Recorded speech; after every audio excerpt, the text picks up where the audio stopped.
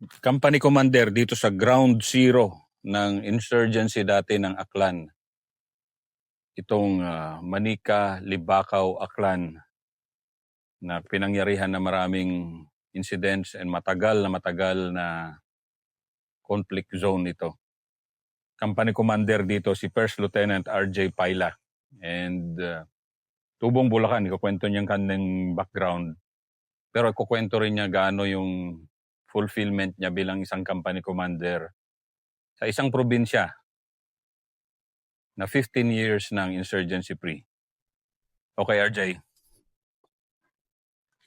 Good morning, sir.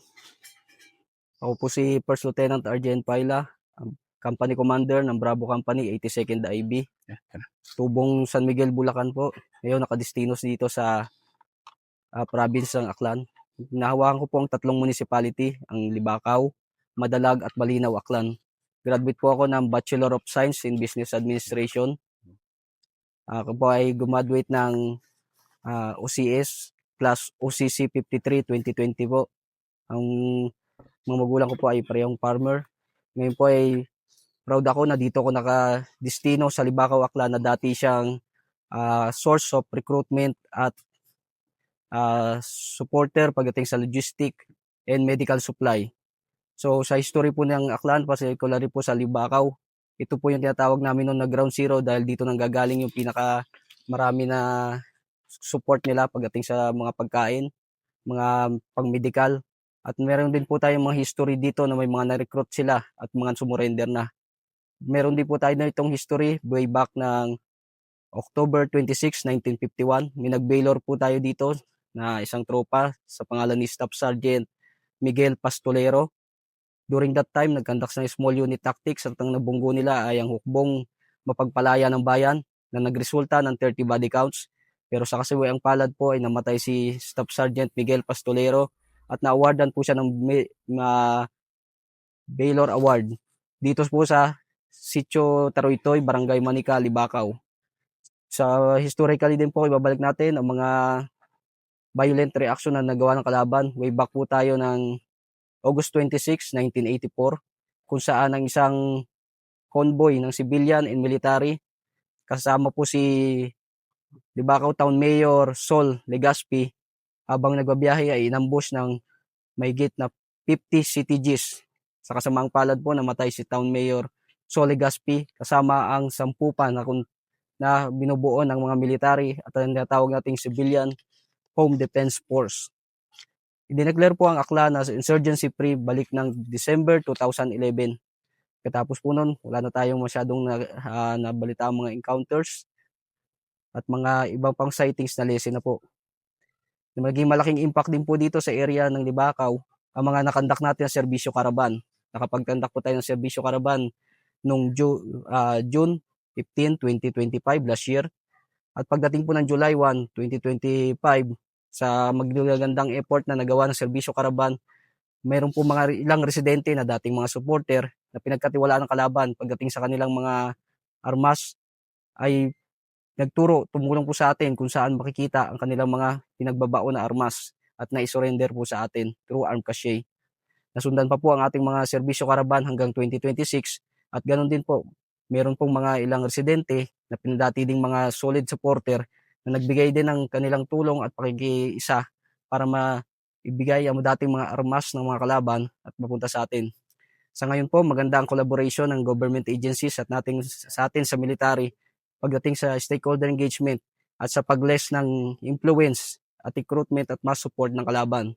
Sa ngayon po, sa mga kinakandak natin serbisyo karaban, lalong-lalo na sa pakikipagtulungan kay Mayor Libakaw, Mayor Tudiusio, Team Brian Tudiusio, marami na po tayong mga projects na nagawa na kung saan naging malaking epekto ito para sa ikauunlad ng Aklan, lalo partikular na po sa Libakaw.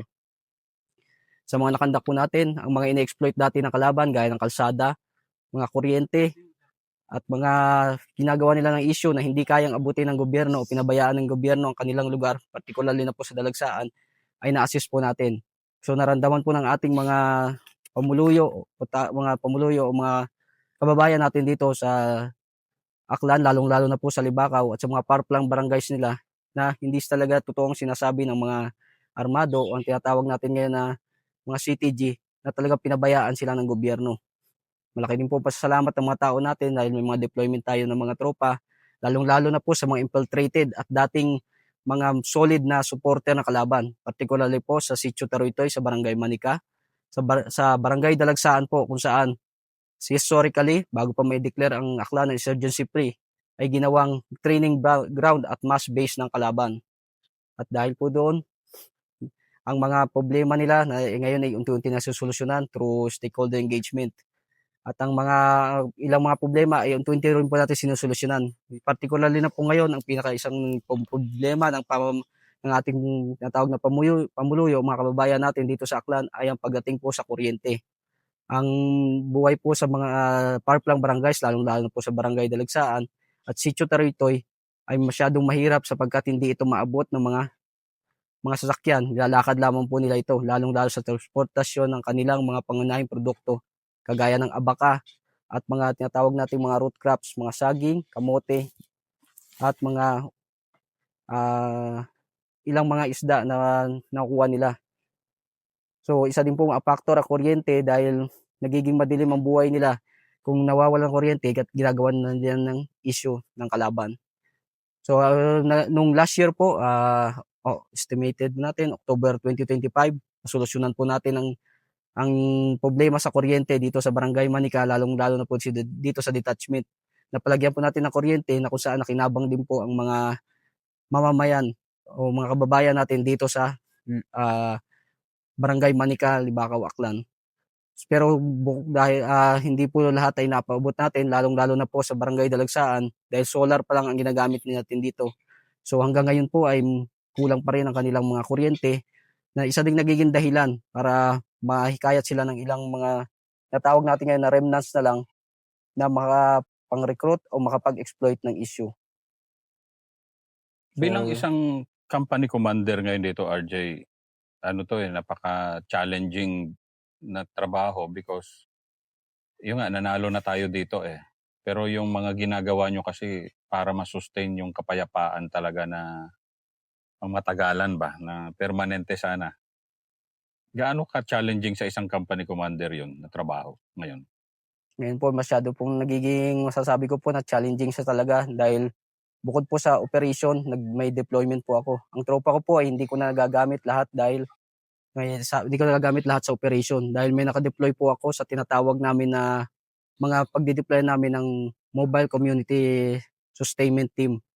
Meron po ako sa mga dating infiltrated para maiwasan natin na mabawi o pumasok ulit ang kalaban dito kagaya po sa Sitio Taruitoy, may naka-deploy po ako dito. Sa Sitio Maytaraw, meron din po ako. Sa Dalagsaan din po may tropa din po ako inilalagay. So kung minsan po ang nagiging problema ko dito, hassle sa akin ay yung rotation po ng pag-uwi nila. Lalong-lalo at hindi ko po pwedeng mabakante ang isang area kung saan may naka-deploy po ako na MCCST. Pero nagagawan po namin ng paraan as company commander sa tulong na rin po ng aking battalion commander at ng mga battalion staff kahit papaano po ay nagagawa namin ng paraan para ma-address ang mga concerns at problema lalo na sa tropa at lalong-lalo na rin po sa requirements pagdating sa operation. Pero yung ganito na ang malayo ka, and then of course napakalaking nangyari dito na nagkaroon ng kalsada at kuryente. Basic yun eh. Yes, sir. Di ba? Yung kalsada dati na meron pagdating nyo. Pero yung kuryente kayo ang nagdala talaga eh, di ba? Yes, sir. Anong naitulong ng kuryente dito sa Barangay Manica? Malaki po naging tulong ng kuryente dito sa Barangay Manica dahil sa una po ay hindi makaakyat dito ang mga poste ng Akilco. So sa tulong po at efforts po ng aming dating battalion commander kung saan nagpagawan po namin ng kuryente ito noong October 2025, aming battalion commander na si Lieutenant Colonel Pimentel, na palagyan po muna namin itong detachment. Pagdating po muna dito sa detachment, gusto po ni CEO is maging capable ang detachment dito para sa aming mga resupply operations at lalong-lalong para mapalapit ang pagpalitan ng mga tropa. Pag nalagyan na po namin ng detachment, so nung nagkaroon na po ng main line, yung mga tao po is nakiano sila kung pwedeng through coordination din ka barangay captain at kaya Kelko. So nagbigyan din po natin ng kuryente ang ibang mga kabahayan na malapit dito sa detachment po natin.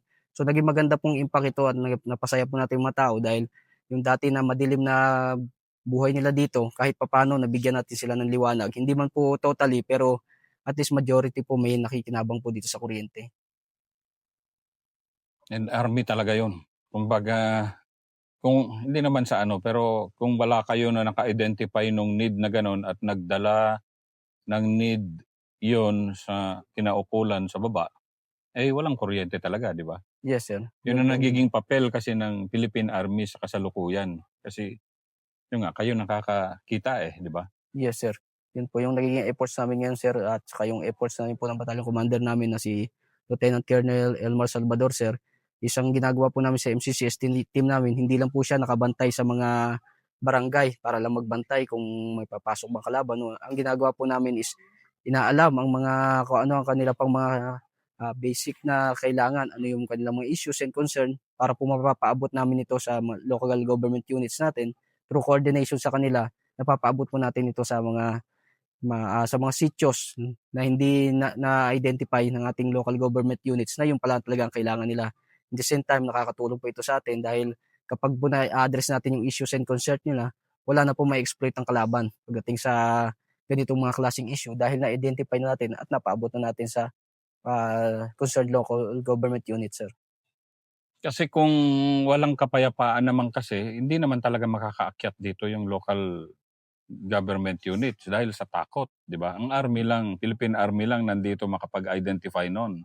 Tama ba yan? Yes, sir, tama po yun, sir. So, pagka nagkakaroon po ang isang area ng mga detachment na gaya nito, sir, is nagiging magandang opportunity po ito sa local government units natin dahil nagiging kampante po sila at na-feel nila safe na umakyat dito dahil alam nila anytime na akyat sila basta po merong military kagaya ng Philippine Army ay mas safe po nila na maakyat ang pupuntahan ng isang lugar. Kaya po kung may mga ginatawag po natin na serbisyo karaban, sumasama po kami sa kanila at may de-deploy na po tayo na advanced forces sa isang sitio o venue na pupuntahan nila. So ang pagdating po ng mga services na kailangan ng pamuluyo natin through through local government unit is nagiging madali na po at safe din para sa ating mga LGUs, sir. Anong fulfillment mo na malayo-layo to sa Bulacan at hindi naman ganun kalayo rin yung pamumuhay kahit papaano pagbaba mo ng Kalibo, kumpleto naman sa Jollibee at lahat-lahat. Pero anong fulfillment mo na business ad, graduate, na ito yung naging buhay mo so far? As business graduate, sir, nagiging kwan ko naman po ito, magandang naging kwan din sa akin, sir, na graduate ako ng business administration dahil ang napunta naman pong apo sa akin, sir, is finance service. So pagdating po sa finance service, pagdating po sa tropa ko, sir, is siyempre hindi po natin maiwasan, sir, na may mga loan diyan, may maglo-loan, may mga nagkakaproblema sa pera, kung minsan nagresulta pa po sa awol. So as business administration graduate, sir, na-advisean ko po sila, sir, particularly sa pag-handle ng finances at kung paano makaka-establish na kahit ng mga part-time business lang o ano na pwedeng mag-sustain sa kanila para maiwasan po natin mga ganung problema. At pagdating naman po sa mga community, lalo pupunta po ako sa mga barangay, nakikita ko po yung mga opportunities saan pwede silang magtayo ng business o mapagkakitaan. Na-advisean ko rin po sila through barangay captain, barangay kagawad, and other officials na ganito po ang maganda lang gawin para yung community nila, sir, is hindi lang sila aasa sa isang crop o aasa sa isang partikular lang na pangkabuhayan. Na-advisean ko po sila na magandang ganitong business ang gawin, ganitong kung saan sila kukuha ng support, kung paano sila matutulungan ng ating LGU, sir, para naman ang kanilang lugar hindi lang po masyadong umaasa lang sa isang source ng livelihood, sir. Example nga tayo dyan. Example, anong pinagkakitaan dito? Bilang business ad, instinct mo yan, entrepreneurial, di ba? Na okay, ito yung maganda, magkakitaan ng tao dito. Paano mo ginamit yon? Example. Yes, sir. Example ko lang po dito, nagawa ko na din po ito sa Lambunaw, Iloilo dati, sir, which is ang talagang livelihood lang nila, sir, is pagsasaka ng palay at saka abaka, sir.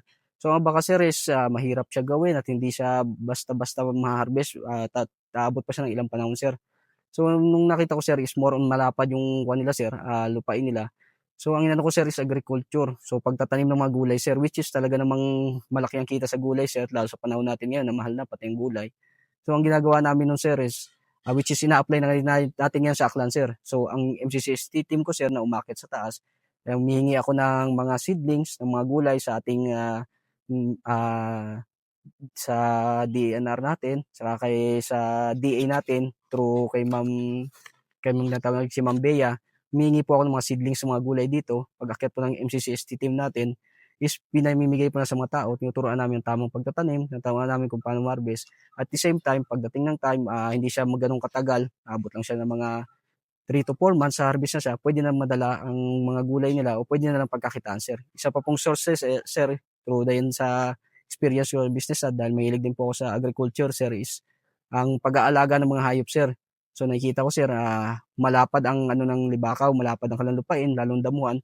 So ang naging ano namin, sir, is ang pag-aalaga din ng ano, ng kambing, baka, which is nagawa po natin yan sa sustainable livelihood na na-influence po ngayon natin sa dalagsaan, kung saan sa sustainable livelihood po natin na ipinokus natin sa KAA para ma-influence din ng community natin, sir. Nakita nila maganda ang nagiging progression ng baka kasi sa baka, sir, o sa kambing, anumang hayop na kumakain damo is wala kang gastos, sir. Ang gastos mo lang is tali at saka ang bahay nito. Hindi gaya ng ibang mga alaga, mga manok, baboy na talagang gagastos ka sa feeds. So nakikita po ng community na maganda yung nagiging epekto. So na-influence din po nila, sir. At saka din po yung pag naano ko, sir, is through experience ko na din po yun, sir, as business administration graduate. At the same time na mahilig din po ako sa agriculture and farming, sir. Tapos yung ganun kasi, ang pagkakilala kasi sa sundalo, lalo ng panahon namin, so, gera-gera, di ba? Pero ngayon kasi, panalo na tayo, yung sundalo nag-expand ng skills and ng services talaga sa tao.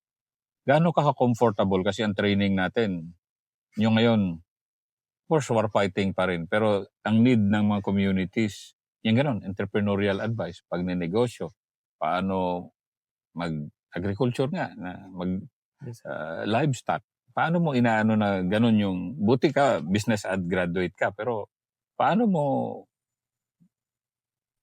ina-embrace yung ganun na papel mo bilang halos pagnenegosyo coach ka nga sa mga barangay, di ba? Yes, sir.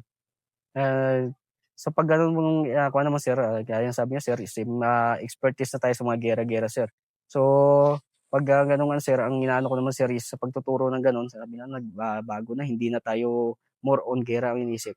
Kasi, sir, ang iniisip ko diyan, sir, is sa pagtuturo ng livelihood, sir, kung may kinikita ka na, sapat na yung kinikita mo, nabubusog ka na, hindi ka na nakakaranas ng gutom, so wala ng dahilan yung kalaban natin para ma-exploit na, wala, tingnan mo ang hirap mo ngayon, nagugutom ka. So ang gutom, sir, is nagdadagdag yan ng sakwa ng addiction, maaari ka niyang ma-attract lalo ng mga natitira pa nating remnants na inaano natin na sana mag-surrender na sila lahat, is nakakadagdag ng ano na, parang totoo ang sinasabi nila. Pero kung nakakapag-coach po tayo ng mga ganyan, nakakakuha sila ng ideya, tama nga, maganda nga gano'n yung livelihood, 'di na ako makakaranas ng gutom, makakapag-earn na ako ng income ko, is nakakakuwan po tayo sa kanila, sir, nakaka-influence tayo.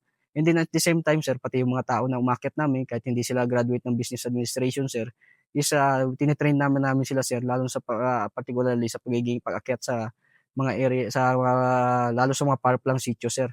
Ang lagi kong pinapaintindi sa mga tao ko, sir, is yang ipakita natin sa mga tao na nakakasalamuha natin, hindi tayo naghahanap ng kalaban. Ang hinahanap natin ay kaibigan. So nagpaparami tayo ng kaibigan, hindi ng kaaway. So ina-encourage din po natin sila, lalo yung mga dating supporter ng kalaban, na kung mayroong bababa o may maliligaw sa area nila, encourage na bumaba na dahil ang pakikibaka sa bukid ay ah, nagpapahirap na sa kanila. So bigyan natin sila ng pagkakataon kasi ang bawat tao naman, ang bawat Pilipino ay merong pagkakataon para magbagong buhay at bumalik sa gobyerno.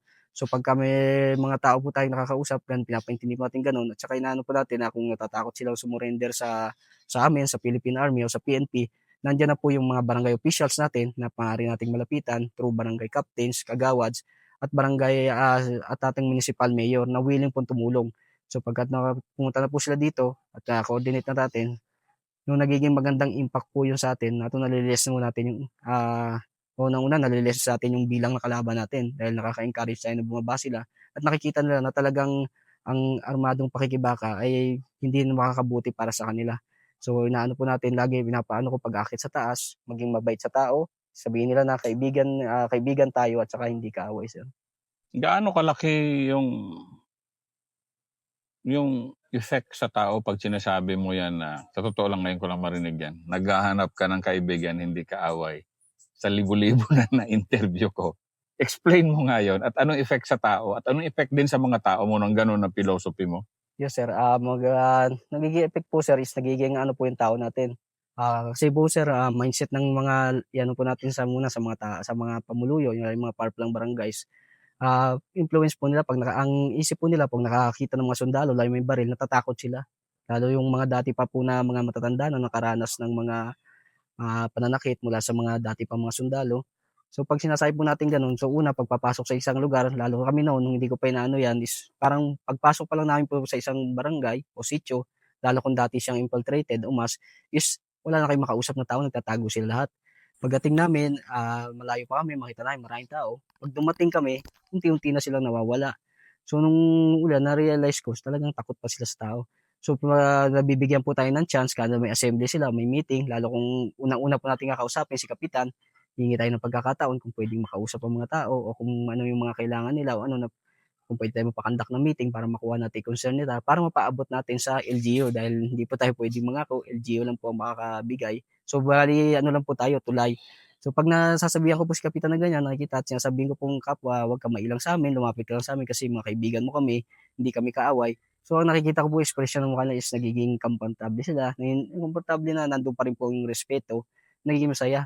So sa mga sunod, sa mga iba pong assembly, barangay assembly, 'pag sinasabi ko yan po na kung may mga kailangan kayo, kung may concern kayo, magsabi lang kayo sa'min. Huwag niyo kaming ituring na, mga kaaway, mga kaibigan niyo kami kasi hindi kami naghahanap ng kaaway. Ang pinaparami namin is kaibigan.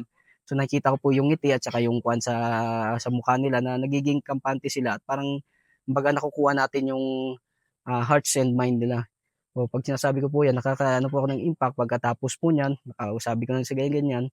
Mga ilang araw po may pupunta sa'kin, may kakausap, 'pag may kinakausap po kami o kaya may babatiin kahit sa daan lang po mga bata o matanda. Sa una po babatuhin mo, "Nay, tay, mayong aga." Kung yung iba po hindi tayo pinapansin, pero nung gano'n na po yung nagiging mindset namin pati yung tao ko gano'n na rin po yung, pinapaano ko sa kanila, pinapa-influence ko sila na gano'n din yung gawin is kada may babatiin sila is nakikita mo na approachable na tayo, "Sir, good morning," ano, good morning sir, good afternoon. Pati mga bata, matanda, nakikita rin po natin na sila pa yung unang naggi-greet. Kung minsan po nandiyan tayo sa barangay, mag-o-offer sila ng mga gulay o mga manok. Siyempre po tayo sa Philippine Army, nahihiya naman tayo na tatanggap lang tayo. Kailangan bibigyan po natin ng bayad o ano, may kapalit. Minsan po hindi na nila tinatanggap. Talagang sabi na, hindi na sir. So, ang ginagawa na lang po namin kasi nagbigay sila ng mauulam sa amin, halimbawa gulay. So, bibigyan din natin po nila ng kahit papaano na pamalit po sa ulam na para po hindi ano tayo, kumbaga ah, give and take po tayo. So pero minsan po hindi talaga natanggapin, talagang bukal sa loob nila yung pagbibigay ng gano'n. Kasi ang turing nga po nila sa atin is kaibigan nila. Ganun ba? Yes, sir. Nakakataba ba ng puso yung ganun na once upon a time kasi, naramdaman mo rin yan Yes, sir. feel ng tao hindi kaibigan yung Philippine Army. Pero Yes, through sir. yung pagbabago nyo ng mindset, pagiging professional, pagiging disiplinado, and pagiging pala kaibigan, yung mga tao, yun nga, love na love kayo dito sa mga areas And Yes, sir. hindi tayo nagbubuhat ng bangko diyan, di ba? Opo, sir. So, sir gano'n din po nararamdaman po namin 'yun nung mga ano na, nung lalo nung kahit pa po PL po ako, sir, bagong pasok, sir, is gano'n na po yung ano ko pagka ano, lalo sa mga nasa Iloilo pa kami, marami po infiltrated. So, parang masakit din po kasi sa pakiramdam na papasok ka po sa area, ang tao is iniiwasan ka, ayaw kang pansinin, ayaw kang kausapin. Pero nung paunti-unti lang po, sir, una sa tindahan ka, may dadaan na bata, bibigyan mo ng biscuit. Ang ginagawa po namin no'n during that time at kahit ngayon, nagdadala po kami ng mga extra mga pagkain, biscuit. Kasi yung una po naming ano, kaya hindi mo makuha yung magulang is yung bata. So, bibigyan po namin yung bata ng biscuit, ng pagkain. So, 'pag nakita mo masaya yung bata, pati yung magulang nila makita mo nagiging masaya, parang nakakapanatag sila, gano'n pala yung Philippine Army, hindi naman pala sila yung nananakit, tsaka hindi pala sila yung gano'n kasama gaya ng sinasabi ng iba. So, soon ngayong umaga po, ngayong araw nakuha mo yung bata, susunod na araw makikita mo sila nakikipag-usap na sa'yo yung mga magulang, yung mga matatanda at, hanggang sa mga susunod na araw is, yung buong community o yung buong sitio na po yung may engage mo, kakausap mo kasi parang panatag na sila sa pakikipag-usap sa'yo. May mga dumadating din po ang point na gaya po ng sabi ko, may mga nare-recover tayo ng mga armed cache o so tulungan nila. So, dun na po pumapasok yun na tingin nila, kaibigan ka nila. So, sinasabi nila kung ano yung mga dati pa na historically, mga iniwan ng kalaban, kung saan makikita at kung paano natin sila matutulungan na makuha yun, sir. And finally, pwede ba mag-recruit ka ng mga business ad din? Hindi. Na Yes, ibang sir. college graduates din na maging Philippine Army soldiers or officers din. Yes, sir. Oo, inaano ko po lahat ng mga college graduate kahit hindi po kayo business administration. Ang job opportunity po ngayon dito sa atin lalo sa Pilipinas is medyo nahihirapan po tayo. So, lahat po ng mga graduate ng college at kahit hindi po graduate ng college, hinihingayat ko po kayo kung qualified po kayo sa Philippine Army is mag-join po kayo ng Philippine Army at paranasan niyo po yung saya na hindi niyo naranasan sa ibang mga courses o ibang mga trabaho. Kasi sa Philippine Army po is malilibot mo na yung buong Pilipinas, makakapagpasaya ka pa ng mga kababayan mo. So medyo malayo lang sa pamilya pero kapag nakikita mo na nagiging masaya yung kababayan mo, may mga ngiti sila labi nila. So na-experience mo na rin na nakakapagpasaya ka ng tao. So yung ibang mga sundalo, kung gaya mo rin na ganun, is na kung makakausap o ma-interact ng pamilya mo, is nagiging napapasaya din sila. So pag nakikita mong masasaya ang kabayan mo, pati naisip mo na pati ang pamilya mo is napapasaya mo na rin po, sir. Maraming salamat, RJ. Yes, sir. Sir.